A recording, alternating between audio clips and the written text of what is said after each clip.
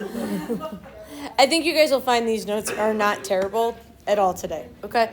So yesterday we kind of started looking at this scatter plot, yeah?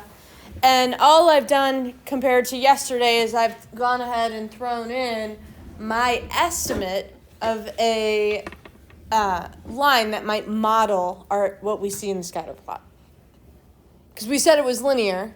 And while I did do a little bit, I didn't hand draw the line.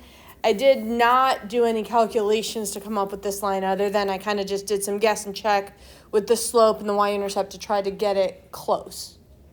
Okay? So I would not call this the best fitting line. But would you say that it's decent? Yes. What are some things that you might look at this and be like, yeah, it's decent, but when you look at this, do you see anything that bothers you? Very far right. Say that again? One very far right. Well, so that point was one of our data points, right? It bothered us yesterday a little bit too, right? But, so that doesn't really necessarily talk about the line. Okay, that's talking about that one point that still feels kind of like a unusual point.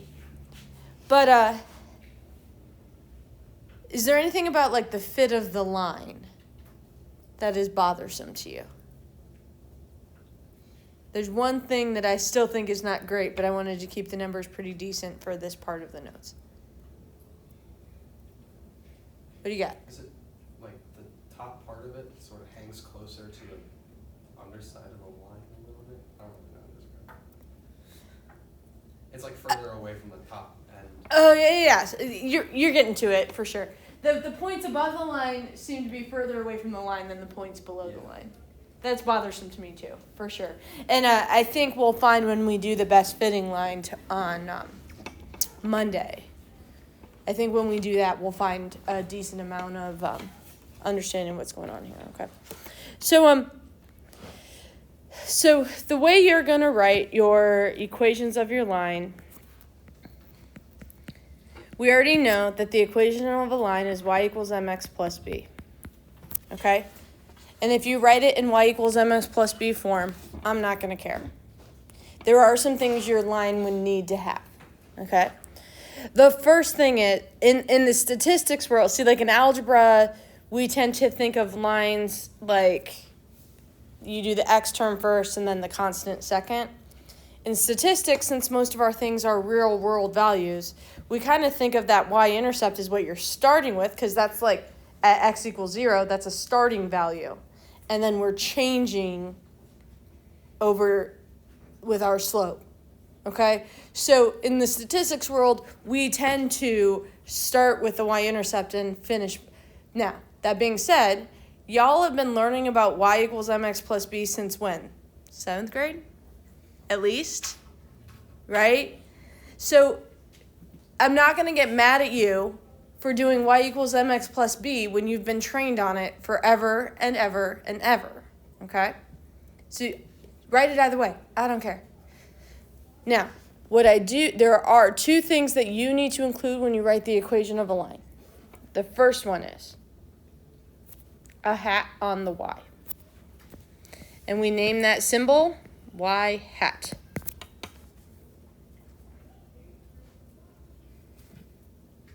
Just like the x with the bar was x bar.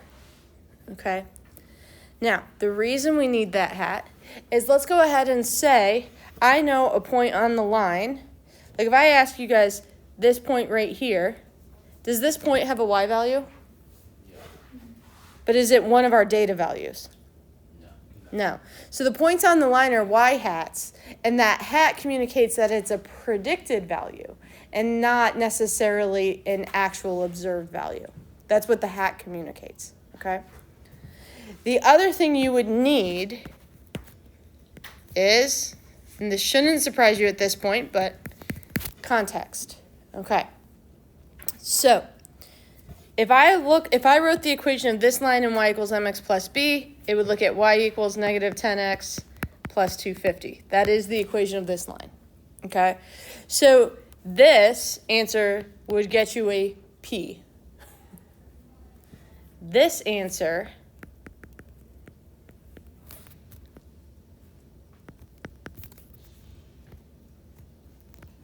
would get you an E. Adding the hat, adding the defining of the variables. Okay? Now, that being said, this is how I would write that one. Does it have a hat on the y coordinate? Yes. Do I see what the... I like to just write my equations in context. It makes it a little bit easier for me. Okay? Yeah. Why do you not need a hat on the x value? Because the x isn't the... So remember, we have this explanatory and then we have this response, right? The prediction is going to be the response. That's the predicted value. Does that make sense? Yeah. This is a great question. Okay. So you guys, let's say Miss Meister is planning on going for a run today. If she does an 11-minute mile, what do you guys think my heart rate will be? What could we do? Plug it in. All we have to do is plug that 11-minute mile is a pace, yes? Yeah. So so if my predicted heart rate is 250 minus 10 times my pace, now I have a value for the pace. It is 11.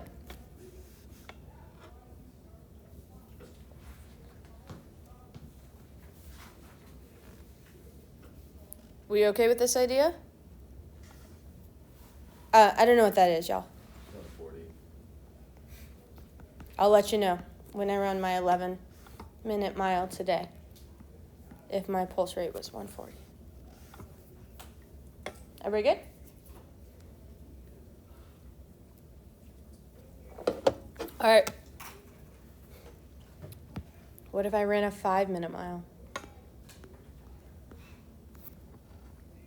What are you laughing at back there?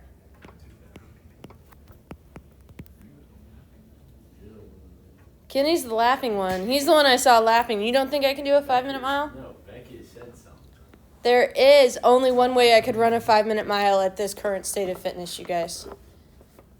That is if the scariest creature in the whole wide world was chasing me. They are called leprechauns, and they're terrifying, okay?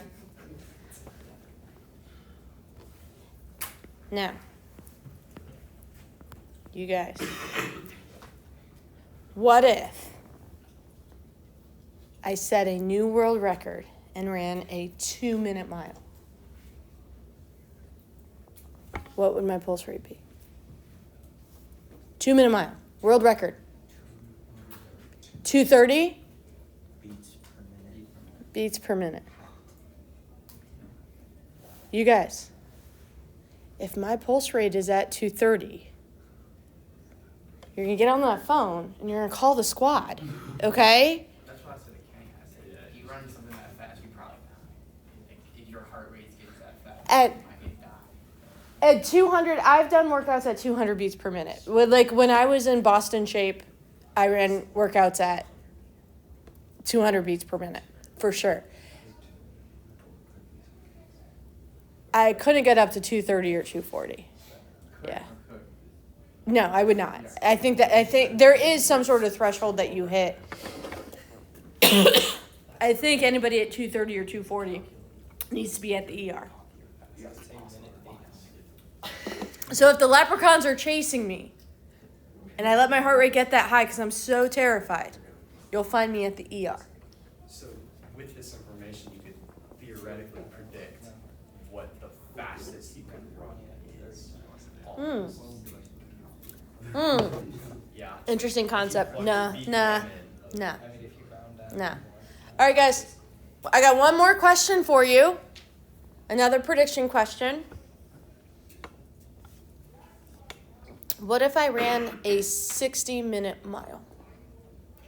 In other words, it took me an hour to go in a mile. What would my pulse rate be? I'm sorry? Negative 350 beats per minute? Okay, guys, if that happens, you definitely have to call the squad for me, okay? What if your dog's just like biting the entire time? Well, so here's the question.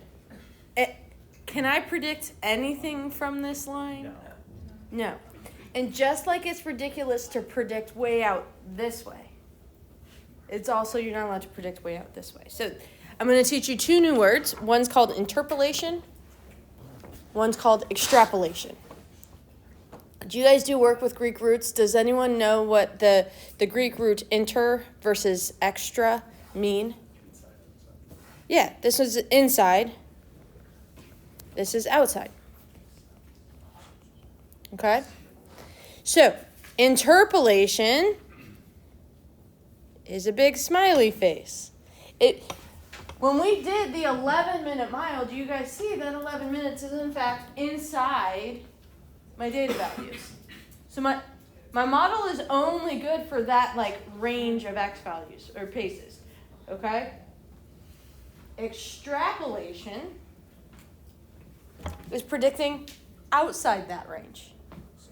And you know what extrapolation puts on Miss Meister's face? A sad face.